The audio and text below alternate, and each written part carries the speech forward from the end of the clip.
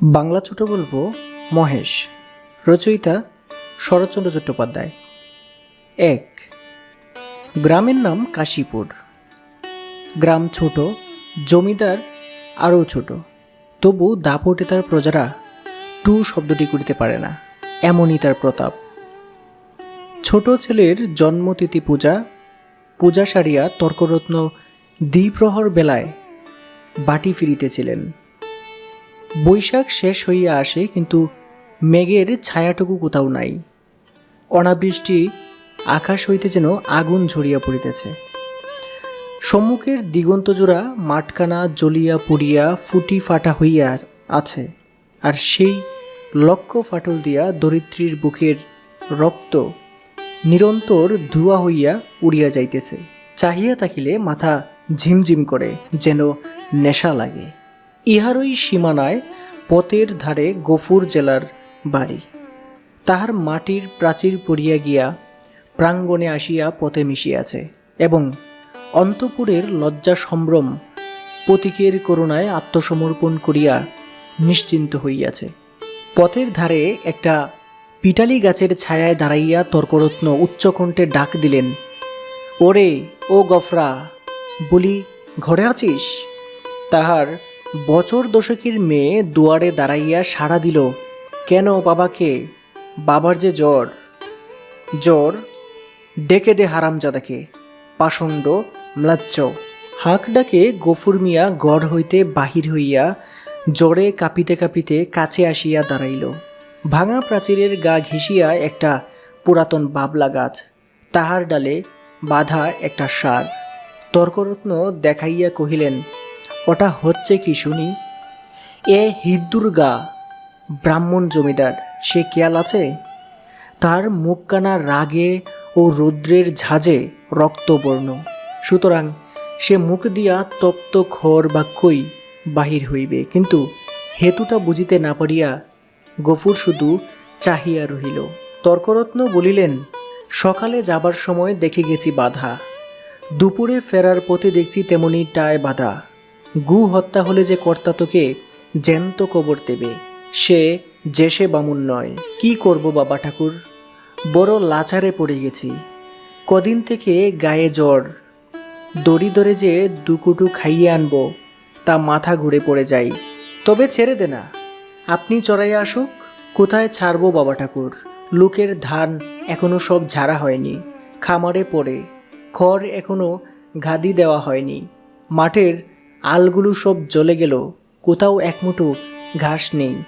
কার ধানে মুখ দেবে, কার গাদা ফেরেকাবে, কেমনে ছাড়ি বাবা ঠাকুর?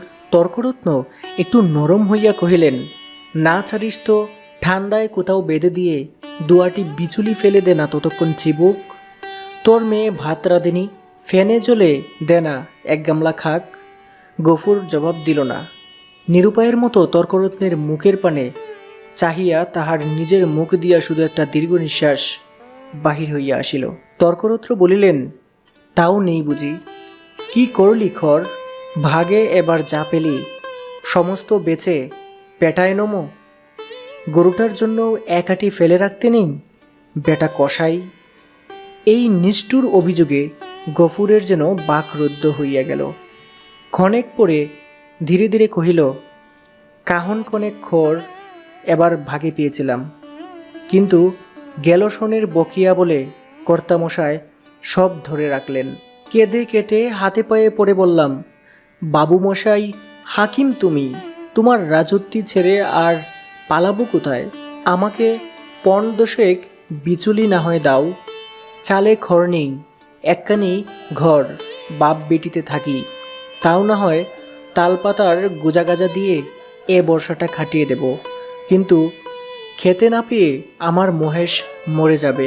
তর্করত্ন হাসিয়া কহিলেন, ইস, আবার সাদ করে নাম রাখা হয়েছে মহেশ। কিন্তু এ বিদ্রুপ গফুরের কানে গেল না।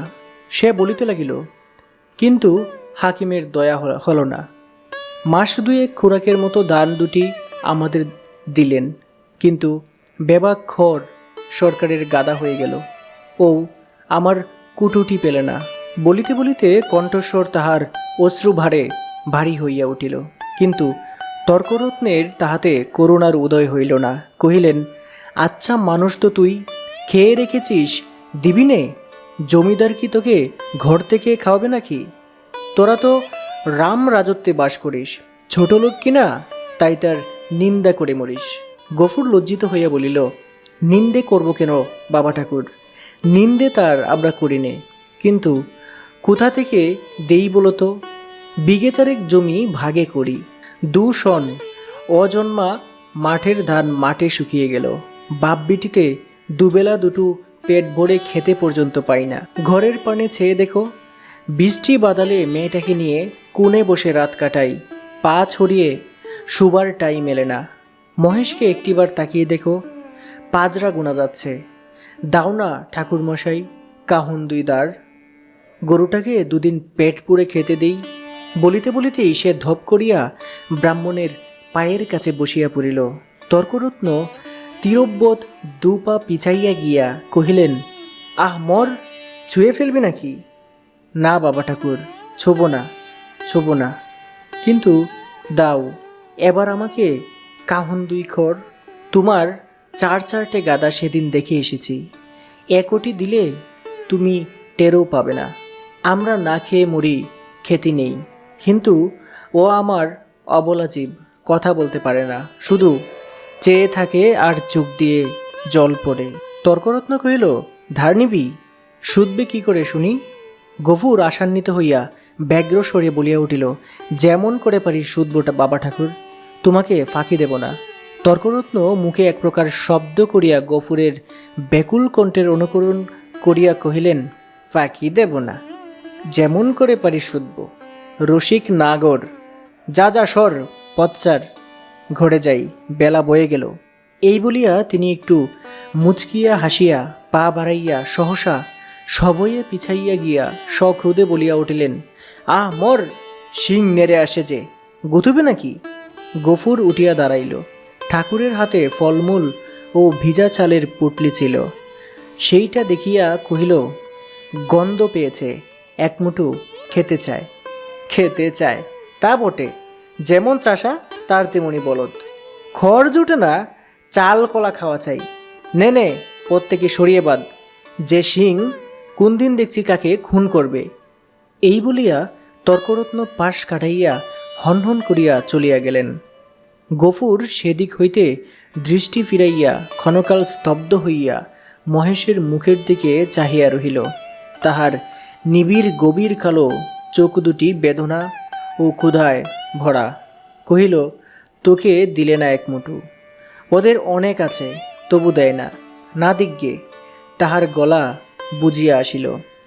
তারপরে চোখ দিয়া টপটপ করিয়া জল পড়িতে লাগিল। কাছে আসিয়া নীরবে ধীরে ধীরে তাহার গলায়, মাথায়, পিঠে হাত বুলাইয়া দিতে দিতে চুপি চুপি বলিতে লাগিল, মহেশ, তুই আমার ছেলে, তুই আমাদের 8 শন প্রতিপালন করে বুড়ো হয়েছিস, তোকে আমি পেট পুড়ে খেতে দিতে পারি নে, কিন্তু তুই তো জানিস তোকে আমি কত ভালোবাসি। মহেশ প্রত্যুত্তরে শুধু গলা বাড়াইয়া আরামে চোখ বুঝিয়া রহিল। গফুর চোখের জল গরুটার পিঠের উপর রগড়াইয়া মুছিয়া ফেলিয়া তেমনি অস্ফুটে কহিতে লাগিল, জমিদার তোর মুখের খাবার কেড়ে নিলে, শ্মশানদারে গায়ের যে গুছরটুকু ছিল তাও পয়সার লোভে জমা বিলি করে দিলে। এই দুর্বৎসরে তোকে কেমন করে বাঁচিয়ে রাখি বল? ছেড়ে দিলে তুই পোড়ের গাদা ফেরে খাবি, মানুষের কলা গাছে মুখ দিবি। তোকে নিয়ে আমি কি করি? গায়ে আর তোর জোর নেই, দেশের কেউ তোকে চায় না, লোকে বলে তোকে গৌহাটায় বেচে ফেলতে। কথাটা মনে মনে উচ্চারণ করিয়াই আবার তাহার দুচোখ বাহিয়া টপটপ করিয়া জল পড়িতে লাগিল। হাত দিয়া মুছিয়া ফেলিয়া গফুর একবার এদিকে ওদিকে চাহিল। তারপরে ভাঙা গোড়ের পেছন হইতে কতকটা পুরনো বিবর্ণ খড় আনিয়া মহেশের মুখের কাছে রাখিয়া দিয়া আস্তে আস্তে কহিল, নে, শিগগির করে একটু খেয়ে নে বাবা, দেরি হলে আবার। বাবা, কেন মা? ভাত খাবে, এসো। এই বলিয়া আমিনা ঘর হইতে দুয়ারে আসিয়া দাঁড়াইল। এক মুহূর্ত চাহিয়া তাকিয়া কহিল, মহেশকে আবার চাল ফেরে খড় দিয়েছ বাবা? ঠিক এই ভয়েই সে করিতেছিল। লজ্জিত হইয়া বলিল, পুরনো পচা কর্মা, আপনিই জোরে যাচ্ছিল। আমি যে ভেতর থেকে শুনতে পেলাম বাবা, তুমি টেনে বার করছো। না মা, ঠিক টেনে নয় বটে, কিন্তু দেয়ালটা যে পড়ে যাবে বাবা। গফুর চুপ করিয়া রহিল। একটিমাত্র ঘর ছাড়া যে আর সবই গেছে, এবং এমন ধারা করিলে আগামী বর্ষায় ইহাও টিকিবে না, একথা তাহার নিজের চেয়ে আর কে বেশি জানে। অথচ এ উপায়েই বা কটা দিন চলে। মেয়ে কহিল, হাত ধুয়ে ভাত খাবে এসো বাবা, আমি বেড়ে দিয়েছি। গফুর কহিল, ফ্যানটুকু দে তো মা, একেবারে খাইয়া দিয়া যাই। ফ্যান যে আজ নেই বাবা, হাড়িতেই মরে গেছে। নেই? গফুর নীরব হইয়া রহিল।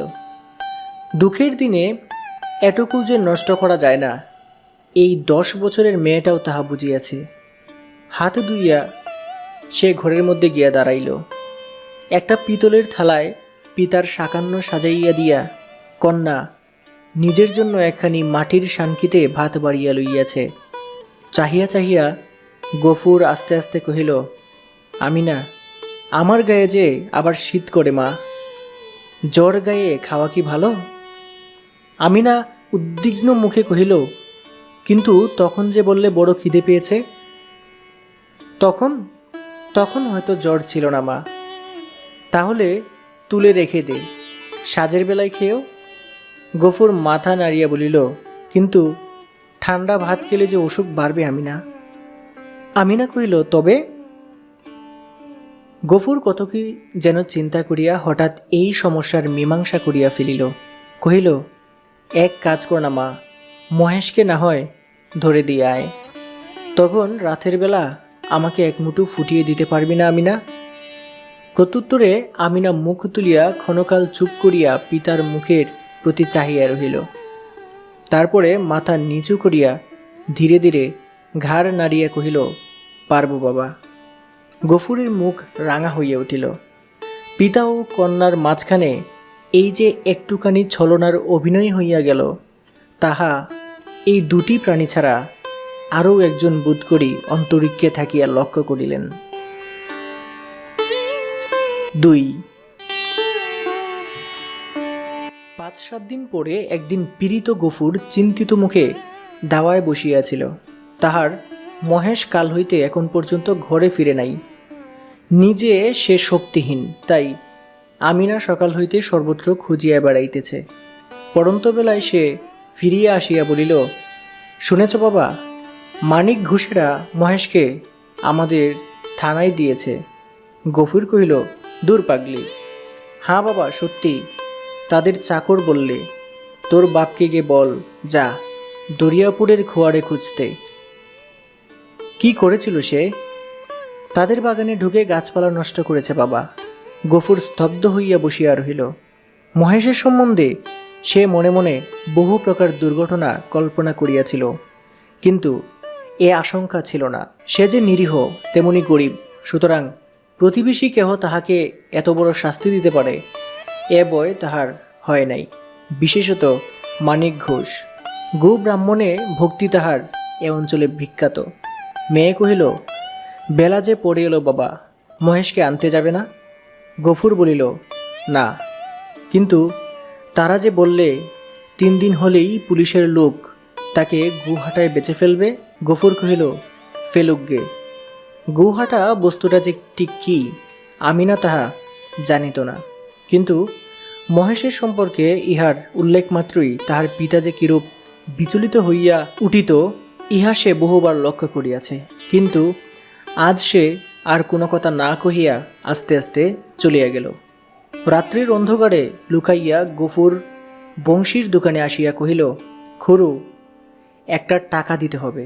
এই বলিয়া সে তাহার পিতলের থালাটি বসিবার মাচার নিচে রাখিয়া দিল। এই বস্তুটির ওজন ইত্যাদি বংশীর সুপরিচিত। বছর 2 মধ্যে সে 12-5 ইহাকে বন্ধক রাখিয়া একটি করিয়া টাকা দিয়াছে। অতএব আজও আপত্তি করিল না। পরদিন যথাস্থানে আবার মহেশকে দেখা গেল। সেই বাবলাতলা, সেই দড়ি, সেই খুঁটা, সেই তৃণহীন শূন্য আধার, সেই ক্ষুধাতুর কালো চোখের সজল উৎসুক দৃষ্টি। একজন বুড়া গুছের মুসলমান তাহাকে অত্যন্ত তীব্র চক্ষু দিয়া পর্যবেক্ষণ করিতেছিল। অদূরে একদারে দুই হাঁটু জড়ো করিয়া গফুর মিয়া চুপ করিয়া বসিয়াছিল। পরীক্ষা শেষ করিয়া বুড়া চাদরের খুঁট হইতে একখানি 10 টাকার নোট বাহির করিয়া তাহার ভাঁজ খুলিয়া বারবার মসৃণ করিয়া লইয়া তাহার কাছে গিয়া কহিল, আর ভাঙব না, এই পুরোপুরি দিলাম, নাও। গফুর হাত বাড়াইয়া গ্রহণ করিয়া তেমনি নিঃশব্দেই বসিয়া রহিল। যে দুজন লোক সঙ্গে আসিয়াছিল তাহারা গরুর দড়ি খুলিবার উদ্যোগ করিতেই কিন্তু সে অকস্মাৎ সুজা উঠাইয়া দাঁড়াইয়া উদ্যত কণ্ঠে বলিয়া উঠিল, দড়িতে হাত দিও না বলছি, খবরদার, খবরদার বলছি, ভালো হবে না। তাহারা চমকিয়া গেল। বুড়া আশ্চর্য হইয়া কহিল, কেন? গফুর তেমনি রাগিয়া জবাব দিল, কেন আবার কি? আমার জিনিস আমি বেচব না, আমার খুশি। এ বলিয়া সে নোটখানা ছুঁড়িয়া ফেলিয়া দিল। তাহারা বলিল, কাল পথে আসতে বায়না নিয়ে এলে যে, এই নাও না তোমাদের বায়না ফিরিয়ে। এই বলিয়া সে টেক হইতে 2 টাকা বাহির করিয়া ঝনাত করিয়া ফেলিয়া দিল। একটা কলহ বাঁধিবার উপক্রম হয় দেখিয়া বুড়া হাসিয়া ধীরভাবে কহিল, চাপ দিয়া আর 2 টাকা বেশি নেবে, এই তো? দাও হে পানি কেতে, ওর মেয়ের হাতে 2 টাকা দাও, কেমন? এই না? না, কিন্তু এর বেশি কেউ একটা আদলা দেবে না, তা জানো? গফুর সজোরে মাথা নাড়িয়া কহিল, না। বুড়া বিরক্ত হইয়া কহিল, না তো কি, চামড়াটাই যে দামে বিকুবে, নইলে মাল আর আছে কি? তোবা তোবা। গফুরের মুখ দিয়া হঠাৎ একটা বিশ্রী কটু কথা বাহির হইয়া গেল এবং পরক্ষণেই সে ছুটিয়া গিয়া নিজের ঘরে ঢুকিয়া চিৎকার করিয়া শাসাইতে লাগিল যে তাহারা যদি অবিলম্বে গ্রাম ছাড়িয়া না যায় তো জমিদারের লোক ডাকিয়া জুতা পেটা করাইয়া ছাড়িবে। হাঙ্গামা দেখিয়া লোকগুলো চলিয়া গেল, কিন্তু কিছুক্ষণের জমিদারের সদর হইতে তাহার ডাক পড়িল। গফুর বুঝিল একথা কর্তার কানে গিয়েছে। সদরে ভদ্র অভদ্র অনেকগুলি ব্যক্তি বসিয়াছিল। শিবুবাবু চোখ রাঙা করিয়া কহিলেন, গফরা, তোকে যে কি সাজা দেব ভেবে পাইনে। কোথায় বাস করে আছিস জানিস? গফুর হাত জোর করিয়া কহিল, জানি। আমরা খেতে পাইনে, নইলে আজ আপনি যা জরিমানা করিতেন আমি না করতাম না। সকলেই বিস্মিত হইল। এই লোকটাকে জেদি এবং বদমেজাজি বলিয়া তাহারা জানিত। সে খাদগাদ হইয়া কহিল, এমন কাজ আর কখনো করব না কর্তা। এ বলিয়া সে নিজেই দুহাত দিয়ে নিজের 2 কান মলিল এবং প্রাঙ্গণের একদিক হইতে আরেক দিন পর্যন্ত নাককোদ দিয়া উঠিয়া দাঁড়াইল। শিববাবু সদয় কণ্ঠে কহিলেন, আচ্ছা, যা যা হয়েছে, আর কখনো এসব মতিবুদ্ধি করিস নে। বিবরণ শুনিয়া সকলেই কণ্ঠকিত হইয়া উঠিলেন এবং এ মহাপাতক যে শুধু কর্তার পুণ্য প্রভাবে ও শাসন ভয়েই নিবারিত হইয়াছে সে বিষয়ে কাহারও সংশয় মাত্র রহিল না। তর্করত্ন উপস্থিত ছিলেন। তিনি গু শব্দের শাস্ত্রীয় ব্যাখ্যা করিলেন এবং যে জন্য এই ধর্মজ্ঞানহীন ম্লেচ্ছ জাতিকে গ্রামের ত্রিসীমানায় বসবাস করিতে দেওয়া নিষিদ্ধ তাহা প্রকাশ করিয়া সকলের জ্ঞান নেত্র বিকশিত করিয়া দিলেন। গফুর একটা কথারও জবাব দিল না। যথার্থ প্রাপ্য মনে করিয়া অপমান ও সকল তিরস্কার সবিনয়ে মাথা পাতিয়া লইয়া প্রসন্ন চিত্তে গড়ে ফিরিয়া আসিল। প্রতিবেশীদের গৃহ হইতে ফ্যান চাহিয়া আনিয়া মহেশকে খাওয়াইল এবং তাহার গায়ে, মাথায় ও শিঙে বারবার হাত বোলাইয়া অস্ফুটে কত কথাই বলিতে লাগিল।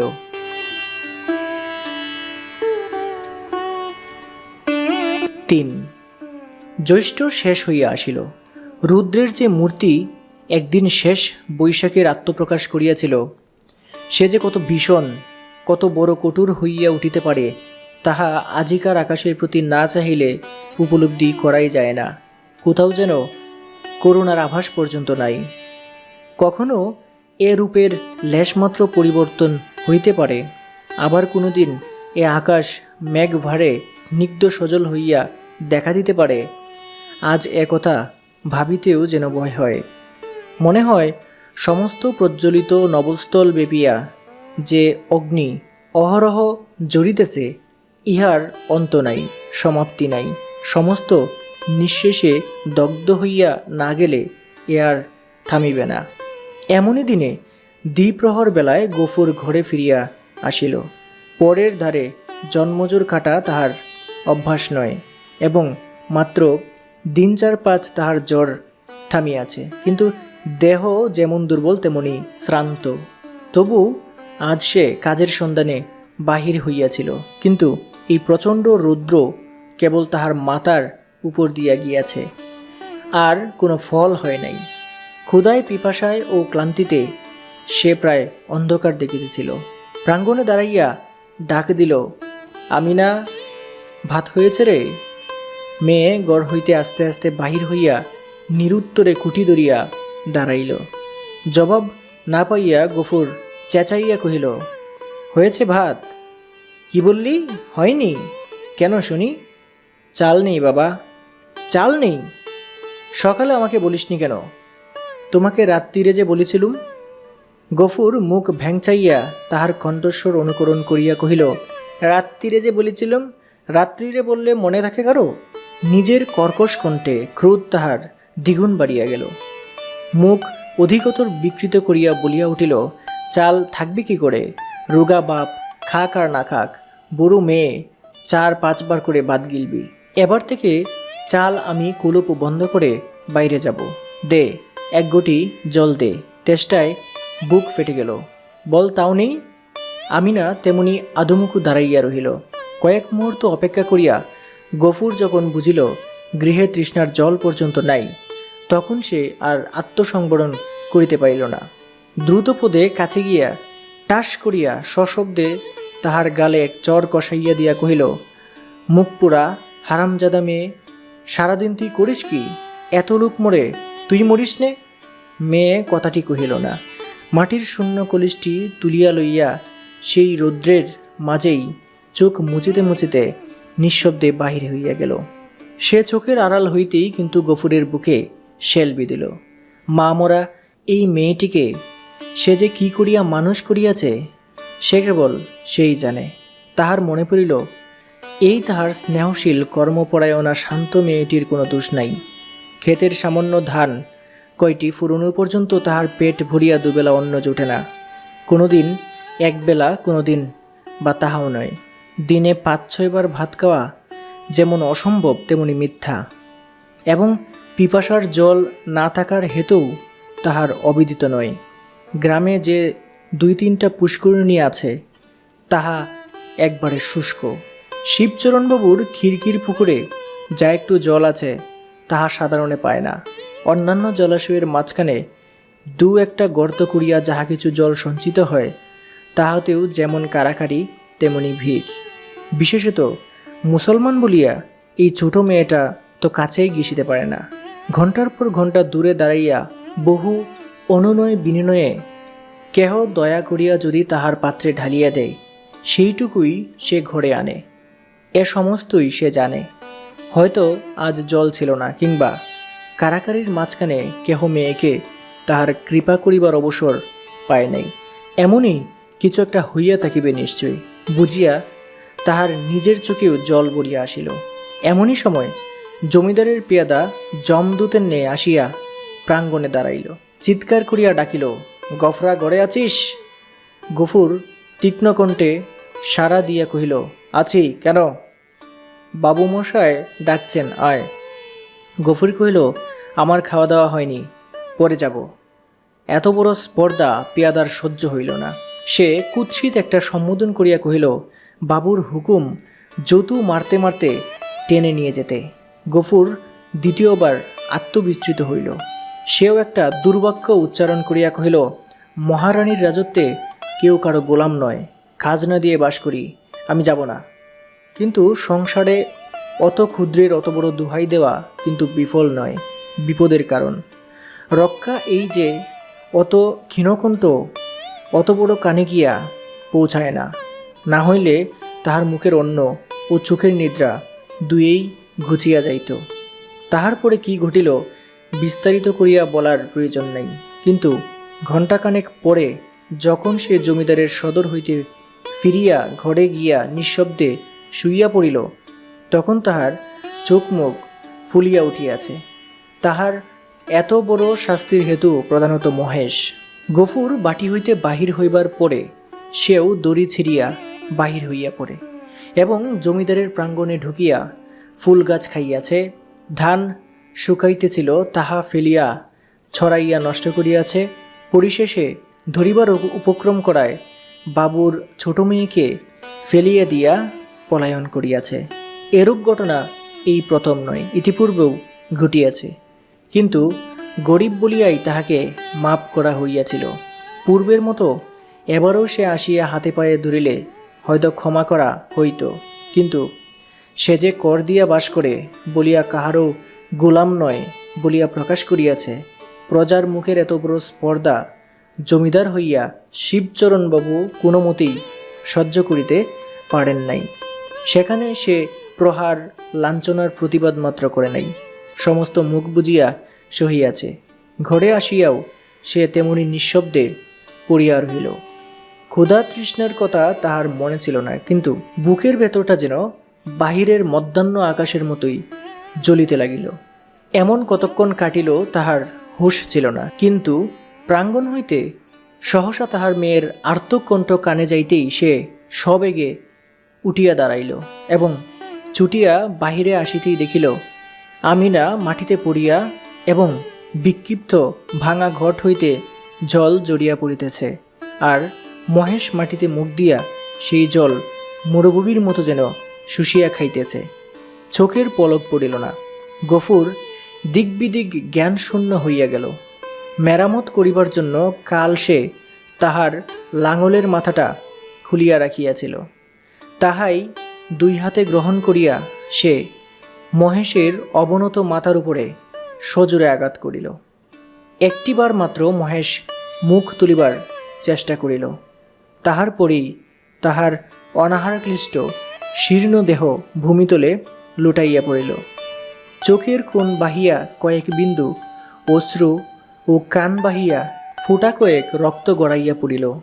বারদুই সমস্ত শরীরটা তাহার থরথর করিয়া কাঁপিয়া উঠিল। তারপরে সম্মুখ ও পশ্চাতের পা দুটো তাহার যতদূর যায় প্রসারিত করিয়া দিয়া মহেশ শেষ নিঃশ্বাস ত্যাগ করিল। আমিনা কাঁদিয়া উঠিয়া বলিল, কি করলে বাবা, আমাদের মহেশ যে মরে গেল। গফুর নড়িল না, জবাব দিল না, শুধু নির্নিমেষ চক্ষে আর একজোড়া নিমেষহীন গভীর কালো চক্ষের পানে চাহিয়া পাথরের মতো নিশ্চল হইয়া রহিল। ঘণ্টা দুয়েকের মধ্যে সংবাদ পাইয়া গ্রামান্তের মুচির দল আসিয়া জুটিল। তাহারা বাসে বাঁধিয়া মহেশকে ভাগাড়ে লইয়া চলিল। তাহাদের হাতে ধারালু চকচকে ছুরি দেখিয়া গফুর শিহরিয়া চক্ষু মুদিল, কিন্তু একটা কথাও কহিল না। পাড়ার লোকে কহিল, তর্করত্নের কাছে ব্যবস্থা নিতে জমিদার লোক পাঠাইয়াছেন, প্রাচীর খরচ জোগাতে এবার তোকে না ভিটা বেচতে হয়। গফুর এ সকল কথারও উত্তর দিল না, দুই হাঁটুর উপর মুখ রাখিয়া ঠায় বসিয়া রহিল। অনেক রাত্রে গফুর মেয়েকে তুলিয়া কহিল, আমিনা চল আমরা যাই। সে দাওয়ায় ঘুমাইয়া পড়িয়াছিল।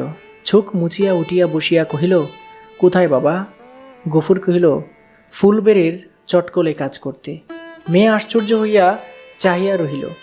ইতিপূর্বে অনেক দুঃখেও পিতা তাহার কলে কাজ করিতে রাজি হয় নাই। সেখানে ধর্ম থাকে না, মেয়েদের ইজ্জত আব্রু থাকে না, একথা সে বহুবার শুনিয়াছে। গফুর কহিল, দেরি করিস নে মা, চল, অনেক পথ হাঁটতে হবে।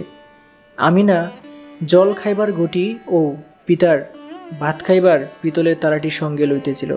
গফুর নিষেধ করিল, ওসব থাক মা, ওতে আমার মহেশের প্রাচীরিত্তির হবে।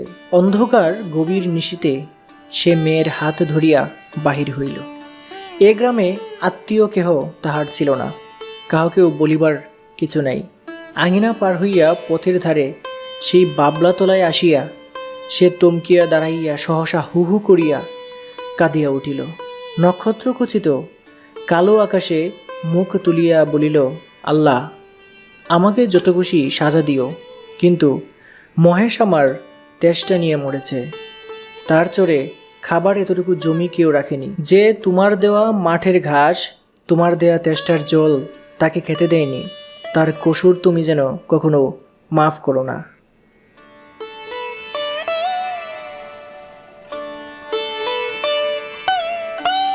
সমাপ্ত।